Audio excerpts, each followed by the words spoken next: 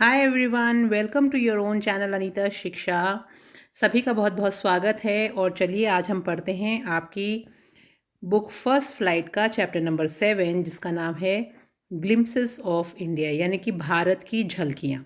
इस चैप्टर के अंदर, जैसा कि आप लोग स्क्रीन के ऊपर देख पा रहे हैं, 3 पार्ट्स हम पढ़ने वाले हैं। पहला पार्ट हम पढ़ेंगे अ बेकर फ्रॉम गोवा, दूसरा पार्ट हम पढ़ेंगे कुर्क, और थर्ड पार्ट हम पढ़ेंगे टी फ्रॉम आसाम। ये तीनों चैप्टर हम 3 पार्ट्स में पढ़ने वाले हैं, लेकिन आपको तीनों पार्ट्स में आज इसी वीडियो में कंप्लीट करा दूंगी और लाइन टू लाइन एक्सप्लेन कर दूंगी पूरा का पूरा, ताकि आप लोगों को पूरा चैप्टर समझ में आ सके। तो चलिए स्टार्ट करते हैं। सबसे पहले हम देखेंगे बिफोर यू रीड, यानी कि कोई भी चैप्टर पढ़ने से पहले हमें क्या चीज़ स्टार्ट करनी है। और आज ये हम जो चैप्टर पढ़ने वाले हैं, ये ग्लिम्पसेस ऑफ इंडिया यानी भारत की जो झलकियां हैं, उसमें से जो आपका चैप्टर नंबर फर्स्ट जो इसका पार्ट है, अ बेकर फ्रॉम गोवा, यानी गोवा का एक पाव बनाने वाला।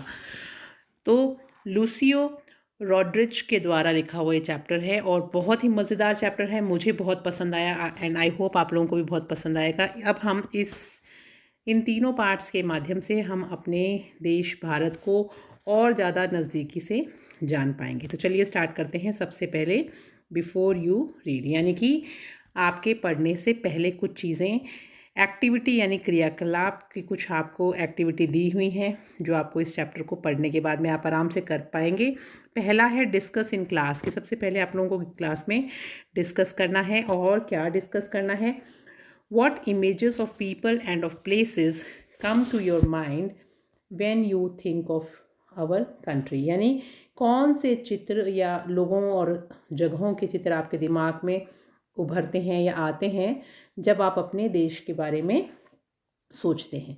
सेकंड देखिए, what parts of India have you lived in और विजिटेड, यानी आप भारत के कौन से भाग में रह चुके हैं या कौन से भाग की यात्रा कर चुके हैं। Can you name some popular tourist destinations, और उनमें से जो आपने घूमी हैं, तो उनमें से क्या आप कोई भी लोकप्रिय पर्यटन स्थलों के नाम बता सकते हैं। चलिए, थर्ड क्वेश्चन है आपका, you may know that apart from the British, the Dutch and the French, the Portuguese have also played a part in the history of our country, यानी कि आप जान पाएंगे कि अंग्रेज़ों के अलावा डच जो लोग थे वो, फ्रांसीसी जो थे वो, और पुर्तगाली, उन्होंने भी हमारे राष्ट्र के इतिहास में अपनी अपनी बहुत ज़्यादा अधिक भूमिका निभाई है। और कैसे निभाई है? कैन यू से which parts of India show French and Portuguese influences, क्या आप बता सकते हैं कि भारत के किस भाग में फ्रांसीसियों या पुर्तगालियों का प्रभाव देखने को मिलता है। चलिए देखेंगे कि आपको इनमें से कितने प्रश्न आते हैं। और चौथा अगर हम देखें तो वो ये है कि कैन यू से which part of India grow, यानी कि क्या आप बता सकते हैं कि भारत का कौन सा हिस्सा जो है, कौन से भाग में टी एंड कॉफ़ी यानी चाय और कॉफ़ी की खेती की जाती है। तो चलिए अब हम स्टार्ट करते हैं हमारा मज़ेदार सा चैप्टर, जिसका नाम है अ बेकर फ्रॉम गोवा, यानी गोवा का एक पाव बनाने वाला। तो इस चैप्टर में हम पढ़ने वाले हैं एक गांव की कहानी, जो एक गोवा का एक पारंपरिक गांव है। तो चलिए स्टार्ट करते हैं a baker from Goa chapter को। This is a pen portrait of a traditional गांव village baker who still has an important place in his society, यानी कि यह जो कहानी है वो गोवा के एक गांव के, पारंपरिक गांव कह सकते हैं, वहाँ के पारंपरिक पाव बनाने वाले के बारे में है। और उसका ये शब्द चित्र है जो हम देखने वाले हैं, जो अपने समाज में अभी भी एक महत्वपूर्ण स्थान रखता है। Who still has an important place in his society, तो यानी आज हम एक जो कहानी पढ़ने वाले हैं वो एक पाव बनाने वाले की कहानी है, जिसका बहुत ही महत्वपूर्ण स्थान है अपने समाज में। तो चलिए स्टार्ट करें चैप्टर को। Our elders are often heard reminiscing nostalgically about those good old Portuguese days, the Portuguese and their famous loaves of bread। तो यहाँ पर ये जो वर्ड यूज़ किया गया है लोव्स ऑफ ब्रेड, यानी कि पाव, रोटी या फिर ब्रेड से बना हुआ पाव, उसके लिए यूज़ किया है। और हमारे जो बुज़ुर्ग थे वो अपने पुराने अच्छे जो पुर्तगाली दिनों में जब वो रहे थे, उन दिनों को और पुर्तगालियों को और उनके बहुत ही ज़्यादा मशहूर पाव के टुकड़ों के अतीत के बारे में बहुत ही ज़्यादा प्रसन्नता से अक्सर चर्चा करते हुए सुनाई पड़ते हैं। Eaters of loaves might have vanished but the makers are still there, यानी ऐसा कह सकते हैं कि वो जो पाव बनाने वाले थे, यानी those eaters of loaves, यानी उन loaves खाने वाले लोग might have vanished but the makers are still there, कि यानी कि ऐसा कह सकते हैं कि वो जो पाव खाने वाले जो लोग थे, डबल रोटी खाने वाले जो लोग थे, वो तो गायब हो चुके हैं, ख़त्म हो चुके हैं, लेकिन पाव जो बनाने वाले जो लोग हैं वो अभी भी हैं। इसलिए इस चैप्टर को आगे कंटिन्यू करते हैं। We still have amongst us the mixers, the moulders and those who bake the loaves. अभी यहाँ पर जो लेखक हैं वो ये बताते हैं कि वी स्टिल हैव, यानी अभी भी हमारे बीच में हैं वो लोग, अमंगस्ट अस यानी हमारे ही बीच में हैं। कौन हैं? वही लोग हैं जो पाव बनाने वाले थे, यानी मिक्सर्स, यानी मिक्स करने वाले, यानी पाव को बनाने के लिए जो मिक्सचर किया जाता है, जो शुरू में मिक्सर वाले, मोल्डर्स यानी फिर उनको जब वो सांचे में ढालते हैं वो, and those who bake the loaves, और वो लोग भी जो पाव को पकाते हैं, वे सभी अभी भी हम लोगों के बीच में ही हैं। दोज ओ age old time tested furnaces still exist, और वो जो कहते हैं कि समय की कसौटी पर जो खरी उतरी हुई जो भट्टियाँ जो हैं वो अभी भी अस्तित्व में हैं। The fire in the furnaces, जो फायर मतलब होता है आग और फर्नेसेस मतलब होता है भट्टियाँ, तो ये जो भट्टियों की जो आग है, has not yet been extinguished, यानी कि वो जो भट्टियों की आग जो है वो अभी भी बुझी नहीं है। द थर्ड एंड जिंगल, और यहाँ पर ये जो थर्ड और जिंगल जो वर्ड यूज़ किया गया है, ये जो पाव बनाते थे ना लोग, उनकी वो एक थर्ड का मतलब होता है धम की आवाज़ करना, जिंगल यानी खटखटाहट, जिंग जिंग करके आवाज़ करना, उसके लिए यूज़ किया गया है। The third and jingle of the traditional bakers bamboo heralding his arrival in the morning can still be heard in some places. Maybe the father is not alive but the son still carries on the family profession, यानी कि पारंपरिक baker जो हैं, यानी जो पाव बनाने वाले जो लोग हैं, उनके बांस की जो धम धम है उसके लिए यूज़ किया गया है। थर्ड एंड जिंगल्स की जो बांस का एक पकड़े रखते हैं वो, और उसको धम धम धम करके जो झंकार बजाते हैं उसके लिए यूज़ किया था। तो जो पारंपरिक जो बेकर हैं उनके पास जो एक बांस होती है उसकी धम धम व झंकार, वो सुबह सुबह उनके आने का संकेत देते हुए आज भी कुछ स्थानों पे सुनी जा सकती है।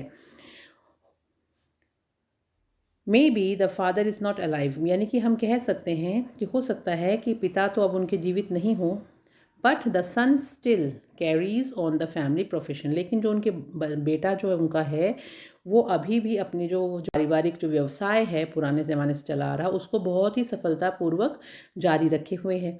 These bakers are even today known as pader of Goa, और ये जो बेकर्स हैं, ये पाव बनाने वाले जो हैं, उनको आज भी गोवा में पैडर के नाम में से जाना जाता है, यानी पैडर के रूप में जाना जाता है।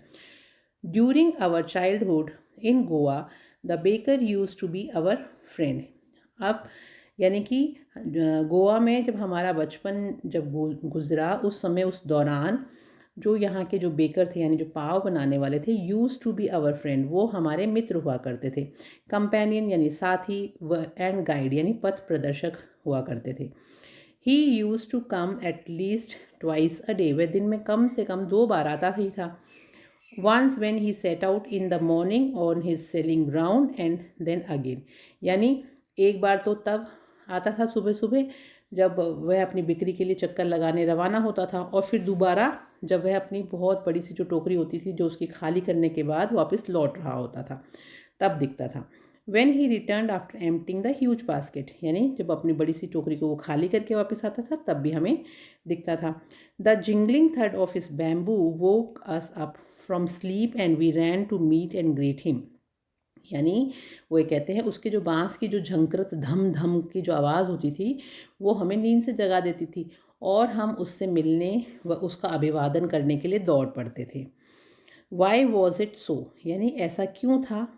Was it for the love of the loaf, यानी कि क्या ऐसा पाव के प्रेम के कारण था, यानी पाव के लिए हम ऐसा करते थे। नॉट एट ऑल, बिल्कुल भी नहीं, ऐसा बिल्कुल भी नहीं था।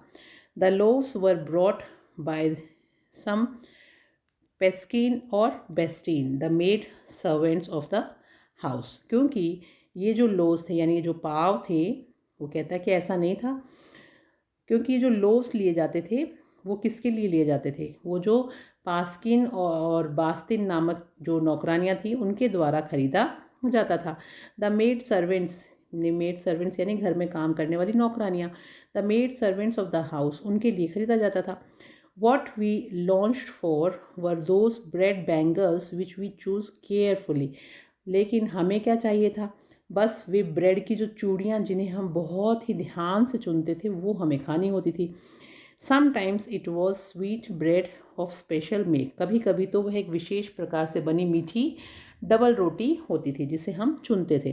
तो बच्चों क्या चीज़ देखने के लिए भागते थे वो लोग, ये जो ब्रेड बैंगल्स होती थी, मीठी वाली जो ब्रेड की बनी हुई जो बैंगल की शेप की जो ब्रेड होती थी उसको देखने के लिए लेने के लिए भागते थे। और बाकी जो पाव जो खरीदे जाते थे वो घर की नौकरानियाँ जो थी वो पेस्किन और बेस्टेन उनके लिए लिया जाता था। The baker made his musical entry on the scene with the jhing jhang sound of specially made bamboo staff, यानी बेकर जो है वो विशेष रूप से अपने बांस का जो एक लट्ठा सा था जिसके ऊपर झेंग झेंग की आवाज़ उस जगह पे वो करता था अपनी बहुत ही संगीत में पहुँच के द्वारा वो प्रवेश करता था कि लोगों को उसकी आवाज़ सुनाई दे जाए। One hand supported the basket on his head and the other banged on the bamboo on the ground. अब वो जब आता था तो उसका एक तरीका था आने का, उसका एक हाथ सिर पर रखे टोकरे को सहारा देता था और दूसरा हाथ जो था वो बांस को ज़मीन पर बजाता था। He would greet the lady of the house with good morning and then place his basket on the vertical bamboo. और वो घर की जो मालकिन थी उसको सुप्रभात कहकर उसका अभिवादन करता था और फिर सीधे बांस पर अपनी टोकरी को रख देता था। और अब ये बच्चे क्या करते थे वो देखते हैं।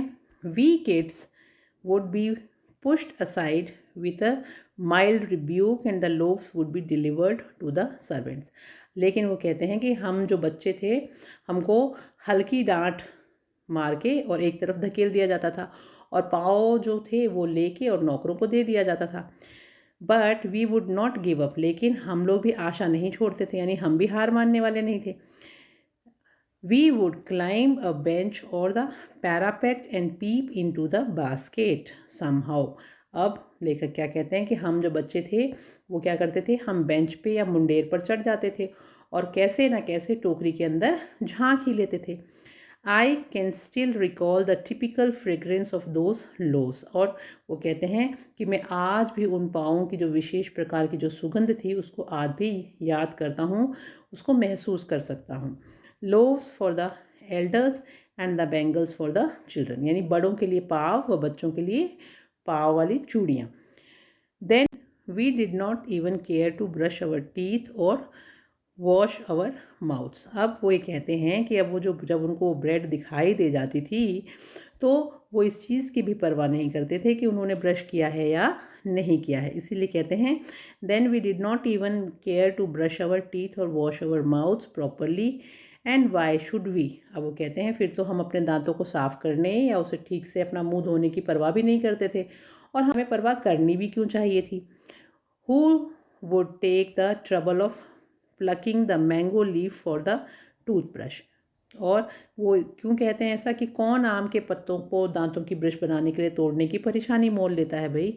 And why was it necessary at all, और फिर वो ऊपर से ये भी कहते हैं कि ऐसा ज़रूरी भी क्यों है, मतलब ये बात ज़रूरी भी क्यों है कि हम पहले जाएं और पत्तियों को तोड़ें आम के पत्तों को और उससे फिर ब्रश करें, ये ज़रूरी भी नहीं है।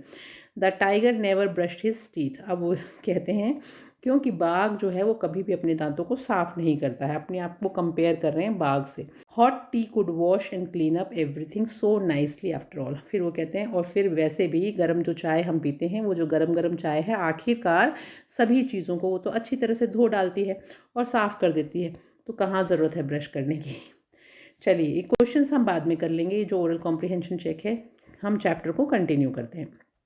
अब देखिए, marriage gifts are meaningless without the sweet. अब ये कह रहे हैं कि जो विवाह होता था, जो शादियाँ होती थी, उसमें जो उपहार के रूप में मीठी ब्रेड जैसे जो बॉल बनते थे, ये खेलने वाली बॉल नहीं है, उसको बॉल नाम दिया गया है कि ये जो शादियाँ होती थी उसमें उपहार के रूप में जो गिफ्ट दिए जाते थे उसमें एक मीठी से ब्रेड होती थी जिसको बॉल नाम दिया गया है, वो बनानी बहुत ज़रूरी थी। Bread known as the bol, उसको बॉल कहते थे मीठी ब्रेड को। जस्ट एज अ पार्टी और अ feast loses it's charm without bread, क्योंकि बिना इस बॉल के जो विवाह का जो उत्सव होता था वो अर्थहीन माना जाता था। Not enough can be said to show how important baker can be for a village.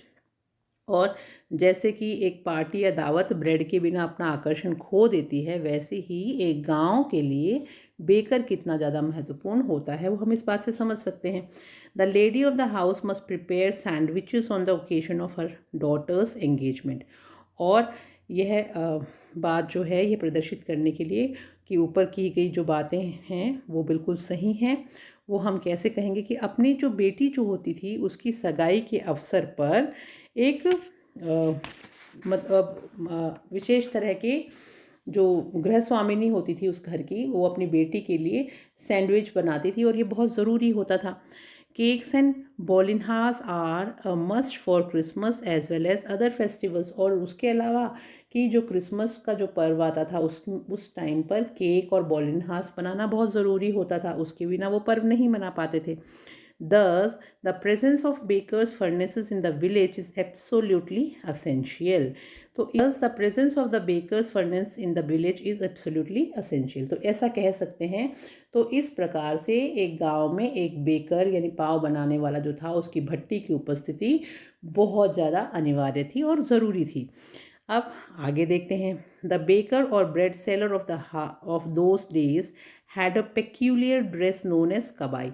अब उन दिनों में ये जो बेकर था, पाव बनाने वाला या ब्रेड विक्रेता, एक विशेष प्रकार की पोशाक पहनता था। It was a single piece long frock reaching down to the knees. और वो कैसी होती थी? वो एक विशेष पोशाक पहनता था और उस विशेष पोशाक का नाम होता था कबाई। कबाई के रूप में उसको जाना जाता था और यह एक कपड़े की बनी हुई लंबी फ्रॉक जैसी होती थी जो कि घुटनों तक पहुंचती थी। नीज यानी घुटने। In our childhood, we saw bakers wearing a shirt and trousers which were shorter than full length ones and longer than half pants. अब वो ऐसा बता रहे हैं, लेखक कहते हैं कि मैं अपने बचपन में हमने पाव बनाने वाले जो लोग हैं उनको एक कमीज़ व एक ऐसा ट्राउज़र्स जो पैंट जैसा होता है, पैंट पहने देखा जो पूरी लंबाई से थोड़ा कम होता था, यानी नेकर से थोड़ा लंबा और पैंट से थोड़ा छोटा। तो इस तरह की जो उनकी जो ड्रेस थी, जो पोशाक थी, वो लेखक के द्वारा देखी गई है। आगे चलते हैं। Even today, anyone who wears a half pant which reaches just below the knees invites the comment that he is dressed like a padder. अब वो कहते हैं कि आज भी अगर कोई भी व्यक्ति जैसे हाफ पैंट पहनता है जो घुटनों से थोड़ा नीचे होती है और पूरी पैंट से थोड़ी छोटी होती है, तो उसे ऐसी टिप्पणी आमंत्रित की जा सकती है कि उसको लोग कह सकते हैं कि देखो उसने पैडर जैसी पोशाक पहन रखी है। तो ये एक पोशाक भी एक विशेष प्रकार की पोशाक हो गई। अब आगे देखते हैं। The baker usually collected his bills at the end of the month. और बेकर यानी जो पाव बनाने वाला था वो अपने बिलों का भुगतान अधिकतर माह के अंत में ही करता था। Monthly accounts used to be recorded on some wall in pencil. और वो महीने भर का जो खाता है वो किसी दीवार पर पेंसिल से दर्ज किया करता था। Baking was indeed a profitable profession in the old days. और वो ऐसा भी कहते हैं कि जो ये जो पाव बनाने वाला जो व्यवसाय था, ये उन दिनों में वास्तव में बहुत ही ज़्यादा लाभकारी व्यवसाय था, यानी बहुत पैसे मिलते थे इसमें। The baker and his family never starved, क्योंकि पाव बनाने वाला और उसका परिवार कभी भी भूखा नहीं मरता था। He and his family and his servants always looked happy and prosperous। और वो ऐसा भी बोलता है, लेखक बताते हैं कि वह जो पाव बनाने वाला था वो और उसका परिवार और यहाँ तक कि उसके नौकर भी हमेशा प्रसन्न और समृद्ध दिखाई देते थे। Their plump physique was an open testimony to this। और उनका जो ये जो गदराया हुआ जो शरीर था वह इसका खुला प्रमाण था। Even today, any person with a jackfruit like physical appearance is easily compared to a baker।